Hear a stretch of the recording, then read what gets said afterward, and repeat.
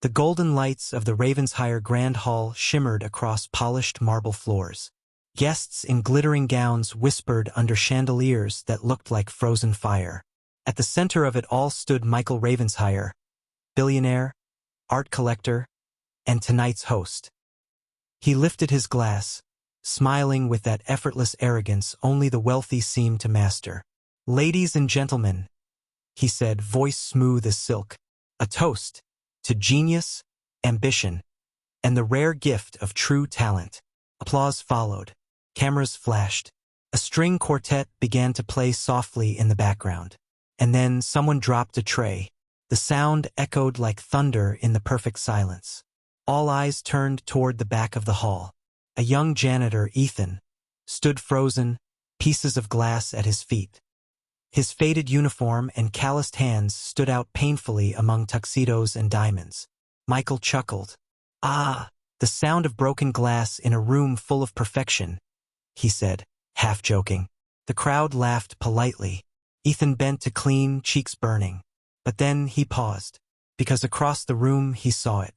The grand piano, a Steinway, black and shining, like it was calling to him. He'd cleaned around it for weeks, never touched it, never dared. But tonight, something in him stirred, and someone noticed.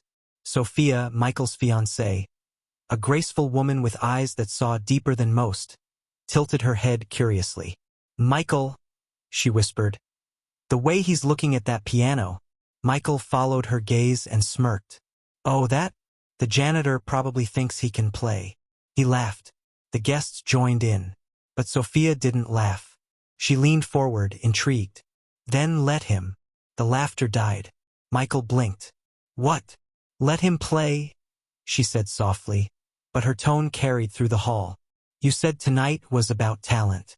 Let's see if he has any." The crowd began to murmur, some amused, some uncomfortable. Ethan froze. His heart pounded in his chest. "Ma'am, I'm sorry, I didn't mean to."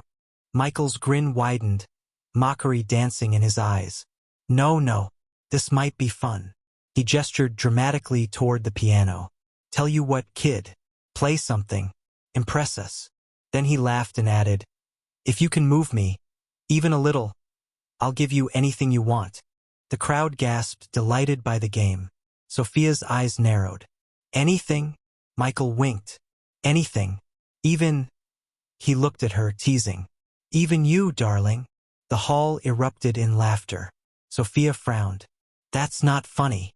But Ethan wasn't hearing them anymore. His pulse drowned out everything. He stepped toward the piano slowly, each footstep echoing louder than the last. He sat down. The seat creaked beneath him. His fingers trembled over the ivory keys. Michael folded his arms, still smirking. "Go on, maestro. Play."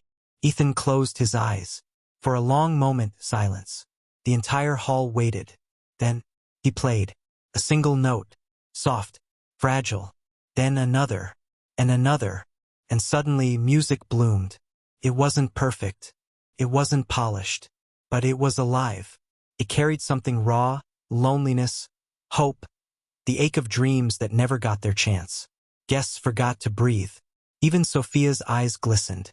Michael's smirk began to fade. Ethan's hands moved faster, heart pouring into every key. His world became sound and light and memory.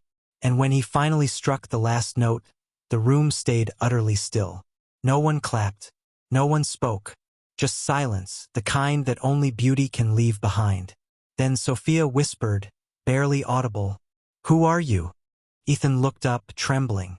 "Just the janitor." Her eyes softened. "No, not anymore." Pause. Suspenseful music fades in, but behind her, Michael's jaw tightened.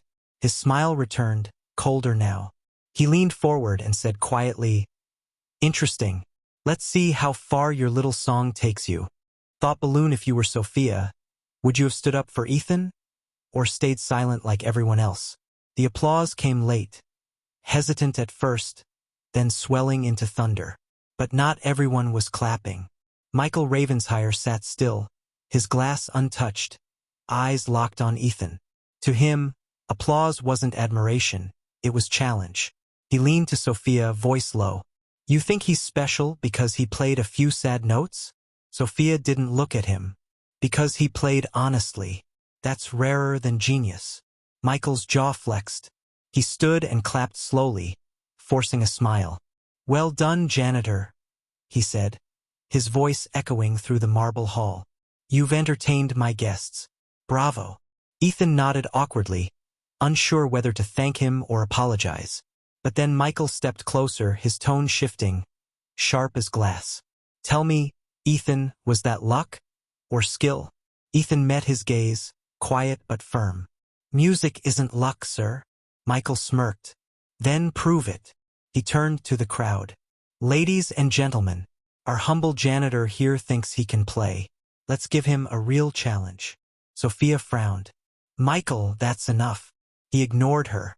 If you're truly talented, Ethan, you'll play for me tomorrow night. At my charity gala. Hundreds will be there. If you can move them the way you moved this room. He paused, letting the moment hang like a blade. Then I'll grant your wish. Anything you want. Gasp spread.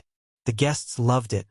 The drama, the spectacle, the cruelty disguised as charm. Ethan swallowed hard. And if I fail? Michael smiled thinly. Then you'll never touch a piano in my building again. Deal? Sophia whispered. Don't do it, Ethan. But Ethan straightened. Something inside him had awakened. The same spark that had kept him alive through years of struggle.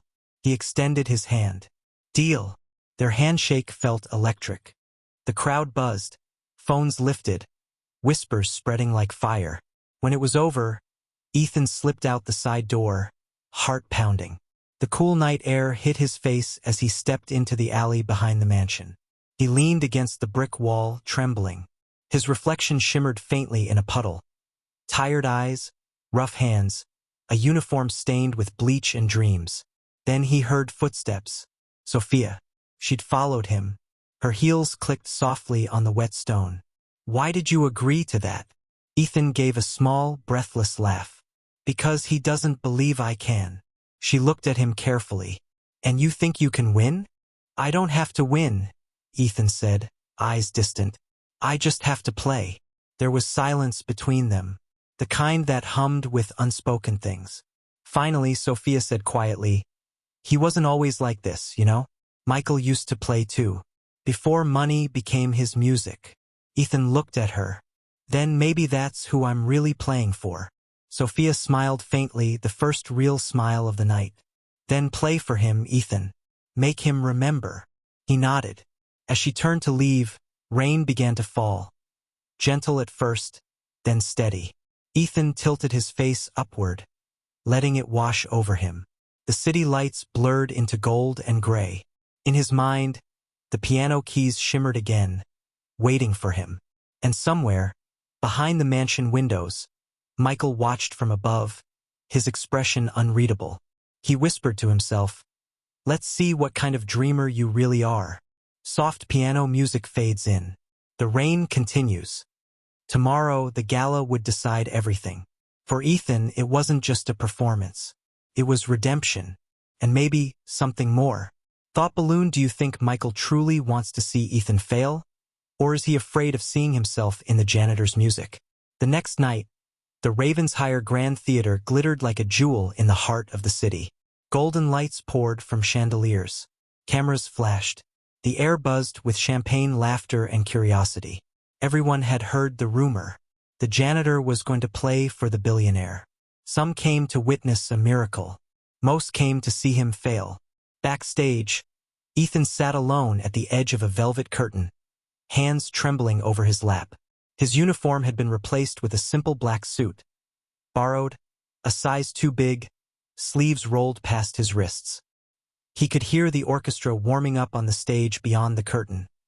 Violins tuning, the low hum of the piano waiting for him.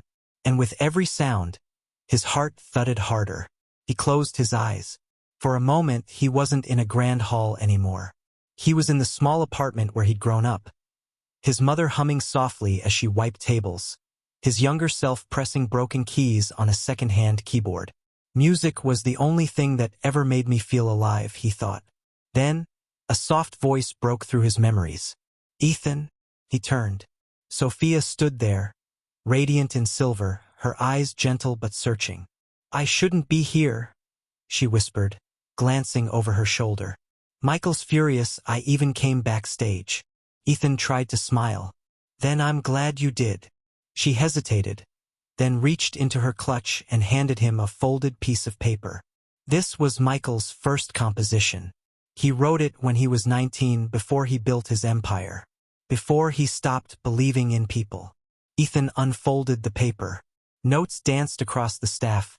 Delicate, unpolished, human. Play it, Sophia said softly. Play his song. Remind him who he used to be.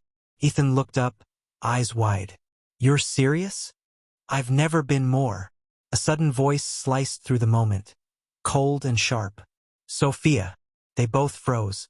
Michael stood in the doorway, immaculate in a black suit, expression unreadable. What are you doing? He asked quietly, too quietly. Sophia stepped aside. Helping him, the way you should have. Michael's eyes darkened.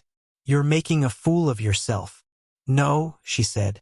I'm helping someone who still believes in music, not money. For a moment, the air between them was fire and ice. Then Michael turned to Ethan, his smile returning like armor. Showtime, maestro. Don't keep my guests waiting.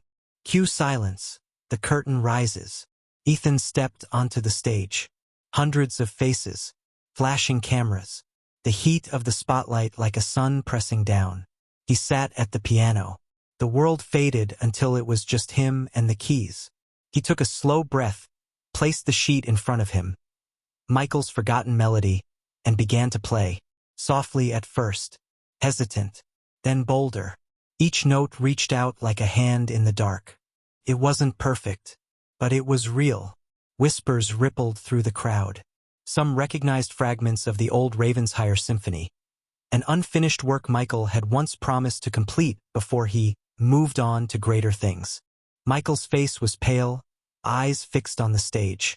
Every note hit him like a memory he'd tried to bury. A small apartment, a cheap piano, a boy with two big dreams. He gripped his glass tighter. Sophia watched from the wings, tears in her eyes. Ethan's hands danced, rising, falling, alive. The melody twisted into something new. His own heart woven into Michael's forgotten dream. And when the final chord rang out, the hall stood frozen. Then thunderous applause. People rose to their feet. Cameras flashed. Some even wept. But Michael didn't move. He just stared at the stage, his heart caught somewhere between pride and fury, and something he didn't want to name. Ethan looked out over the sea of faces. For a moment he locked eyes with Sophia and smiled. He'd done it. But when he turned toward Michael, the billionaire was gone. Soft music fades. Lights dim. Backstage, the echo of applause followed Ethan like a ghost. He didn't see Michael slip quietly into the shadows of the hallway, phone already in hand. Find out everything about him, Michael said coldly. Where he came from, who he's connected to, everything. Because in that moment admiration turned into fear. And fear always finds a way to destroy what it doesn't understand. Thought balloon: if someone threatened your dream out of jealousy, would you fight back? Or let your music speak for you? The next morning, the newspaper headlines blazed with Ethan's name. The janitor who played like a genius. His photo, nervous smile, hair slightly out of place, was everywhere. But inside Ravensshire Tower, silence reigned. Michael sat behind his vast glass desk, skyline burning orange behind him. His assistant entered quietly. Sir, we found something. Michael looked up. Go on. He used to be a music prodigy. Ethan Cole. Scholarship at the conservatory. Dropped out after his mother passed. Took odd jobs. Ended up here a year ago. Michael leaned back. A fallen prodigy. He smiled coldly. How poetic. The assistant hesitated. Sir, there's more. The piece he played last night, it was yours. Your composition. Michael's hand froze midair. What? He must have gotten it from Miss Sophia. For a long moment, Michael said nothing. Then he whispered, "She betrayed me." Meanwhile, Ethan sat in the corner of a quiet cafe, watching the world rush by outside. The performance had changed everything, and nothing. He still felt like the same man sweeping marble floors in silence. Then Sophia arrived. Her eyes were tired, her voice gentle. "He knows Ethan." Ethan sighed. "I figured. He's angry. Really angry." Ethan looked down at his hands. "I didn't mean to hurt him. I just wanted him to remember what music feels like." Sophia reached for his hand. "You did. And that's why he can't stand it." Outside, rain began to fall again. The same soft rhythm as that night behind the mansion. Sophia's voice trembled. "He's planning something. I overheard him. He's pulling your work records, calling sponsors, trying to destroy me." Ethan finished, his tone steady. "That's what power does when it's scared." She looked at him helplessly. "What will you do?" He smiled faintly. "Play again." Scene shift, nightfall. Michael sat alone in his private hall. The same Steinway gleamed under low light. He poured himself a drink, stared at the keys, and whispered. He played my song. He set the glass down hard and pressed one key, hesitant. Then another. For a moment, the sound filled the emptiness. But it wasn't enough. The music had left him long ago. Then his phone buzzed. A message.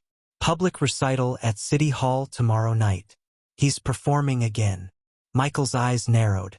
"Then so will I." Soft piano fades. Somewhere across the city, Ethan stared at the same sheet of music. But now it wasn't just Michael's melody anymore. It was theirs. He added new notes, softer edges, something human. Because this wasn't just about music anymore. It was about forgiveness. And as he whispered to himself before the lights went out, "Tomorrow, I play for peace, not pride." Thought balloon: can music heal what pride destroys? Or will it break everything once and for all? The grand hall was packed again. Press, cameras, curious faces. But tonight felt different. No champagne, no laughter, just quiet anticipation. On one side of the stage stood Ethan, calm, focused. On the other, Michael Ravensheyer, tuxedo sharp, expression unreadable. The host's voice trembled slightly. "Tonight, a duet." Gasps rippled through the crowd. Michael's gaze locked with Ethan's. "Let's end this," he said quietly. Ethan nodded. "Let's begin." They sat at the same piano. Two worlds, rich and poor, pride and pain, meeting over ivory and ebony. The first notes were cold, tense, like a conversation where no one's listening. Then slowly something shifted. Ethan softened. Michael followed. The melody, his melody, began to breathe again. Memories flickered behind Michael's eyes. His youth, his hunger, his first dream. He'd buried them under gold and glass. But now Ethan's music dug them up one note at a time. Sophia watched from the crowd, tears glistening. The audience leaned forward, caught between disbelief and wonder. The music rose, then broke. A silent pause. Ethan turned slightly, his voice barely above a whisper. "Finish it." Michael stared at him. He looked down at the final measure, the one he'd never completed years ago. And with shaking hands, he played it. A single, trembling chord. Then another. And suddenly the piece was whole. The room erupted into applause so powerful it felt like thunder. But neither man moved. They just sat there, two halves of the same song. Finally, Michael stood, looking out at the crowd. His voice cracked. "Ladies and gentlemen, this man reminded me that genius isn't something you own. It's something you share." He turned to Ethan, eyes glassy. "I made a promise once," he said softly. "If you ever moved me," he smiled faintly, "you could have anything you wanted." Ethan shook his head. "I already got it, sir." Michael frowned. "And what's that?" Ethan smiled. "You heard your music again." Soft piano outro. The crowd rose to its feet. Cameras flashed. Sophia clapped through tears. Michael reached out his hand and Ethan took it. Two men, one dream. A billionaire and a janitor. And somewhere in that music, they both found the same thing: forgiveness. Thought Balloon, do you believe one act of honesty, one song, one truth, can change a person's heart forever?